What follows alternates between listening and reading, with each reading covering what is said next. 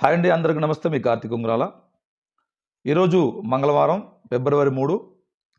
గుంటూరు మిర్చి యార్డుకి సంబంధించి అసలు రేట్లు ఎలా ఉన్నాయి, అలానే మిర్చి బస్తాలు ఎన్ని రావడం జరిగింది, నాటు రకాలు ఎలా ఉన్నాయి, సీడ్ రకాలు ఎలా ఉన్నాయి, అలానే పల్నాడు ప్రాంతం కానీ స్టేట్ మొత్తం కానీ ఎలాంటి రకాలకు సంబంధించి ఎలాంటి రేట్లు ఉన్నాయనేది కూడా మీకు పూర్తిగా అయితే నేను ఈ వీడియో ద్వారా అందిస్తాను. రైతు సోదరులారా, ఖచ్చితంగా రోజు వీడియో చూస్తున్నారు కానీ లైక్ చేయట్లేదు. ముందు లైక్ చేసి వీడియో చూడండి ఖచ్చితంగా. అంతేకాకుండా ఎవరన్నా మన ఛానల్ సబ్స్క్రైబ్ చేయకుండా చూసేవాళ్ళు మర్చిపోకుండా సబ్స్క్రైబ్ చేయండి, లైక్ చేయండి, ఖచ్చితంగా కామెంట్ చేయండి. ఇక మనం మార్కెట్ ఎలా ఉంది అనేది చూసుకుంటే, ముందుగా రైతులు మంచి మార్కెట్ ఉన్నప్పుడు కూడా నీళ్లు చల్లుకోవడం, కొంత పండ్లు కూడా తీసుకురావడం జరుగుతుంది. వాటి వల్ల ఏమైందంటే ఉన్న మార్కెట్ కూడా తగ్గే పొజిషన్ ఉంది. అందువల్ల వాటిని తగ్గించి డ్రైగా ఉన్న క్వాలిటీలని మనం కనుక తీసుకుని వెళ్తే ఖచ్చితంగా మనకు మంచి మార్కెట్ ఉంది. సీడ్ అయితే ఒక లెవెల్లో ఉంది, సీడ్ రకం అయితే ఎక్కడ తగ్గేది లేదు అన్నట్టుగా అయితే ఉంది. తేజ కూడా పర్లేదు, ఎక్కడా కూడా తేజ రేటు కూడా తగ్గలేదు. అలానే మంచి క్రాసు లెవెల్లో నడుస్తుంది. తేజ కూడా మంచి మార్కెట్కి వెళ్తుంది. ఇక రేట్లు చూసుకుంటే కర్నూలు డీడీ చూసుకుంటే 16,000 నుండి 27,000 ధర పలుకుతుంది. ఇక మంచి డ్రై ఉంటే కనుక 27,500 ధర పలుకుతుంది. ఇక 341 చూసుకుంటే 16,000 నుండి 26,000 ధర పలుకుతుంది. ఇక నెంబర్ 5 చూసుకుంటే 16,000 నుండి 24,000 ధర పలుకుతుంది. అంతేకాకుండా అది కూడా డ్రై ఉంటే ఖచ్చితంగా 24,500 ధర పలుకుతుంది. ఇక తేజ చూసుకుంటే 13,000 నుండి హయ్యెస్ట్గా 19,500 ధర కూడా పలుకుతుంది.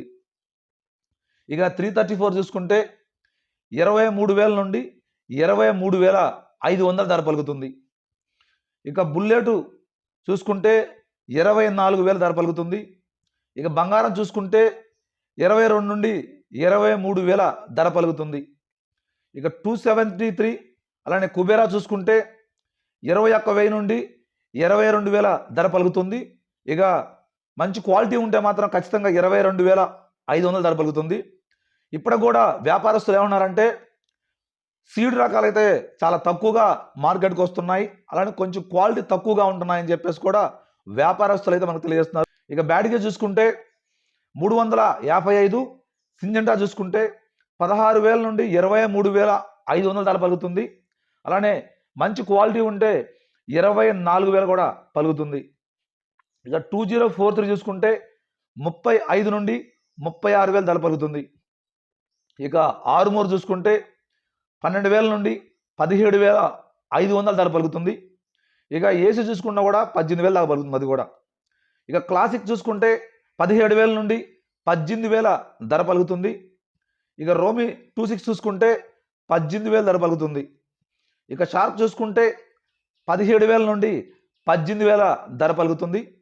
ఇక 1081 చూసుకుంటే 24,000 నుండి 26,000 ధర పలుకుతుంది.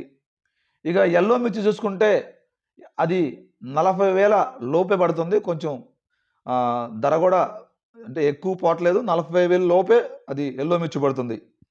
ఇక గుంటూరు వండర్ చూసుకుంటే 22,000 నుండి 23,000 ధర పలుకుతుంది. ఇక తాలు చూసుకుంటే తేజాలు అయితే 10,000 నుండి 13,000 దాకా ధర పలుకుతుంది.